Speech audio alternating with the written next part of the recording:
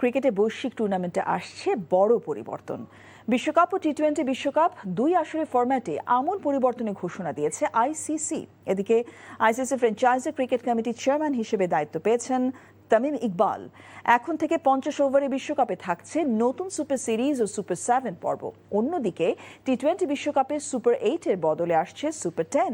থাকছে নতুন এলিমিনেটর পর্ব, যা শেষ মুহূর্ত পর্যন্ত সেমিফাইনালের লড়াইকে আরও জমজমাট করে তুলবে। শুধু তাই নয়, 2028 টি-20 বিশ্বকাপের নতুন বাছাই প্রক্রিয়াও চূড়ান্ত করেছে আইসিসি। পাশাপাশি সহযোগী দেশগুলোর জন্য 16 দলের নতুন একটি বৈশ্বিক টুর্নামেন্ট আয়োজনের প্রস্তাবও অনুমোদন পেয়েছে। প্রতিটি ম্যাচের গুরুত্ব, প্রতিযোগিতা ও রোমাঞ্চ বাড়াতে এই সিদ্ধান্ত নেওয়া হয়েছে বলে জানিয়েছে আইসিসি।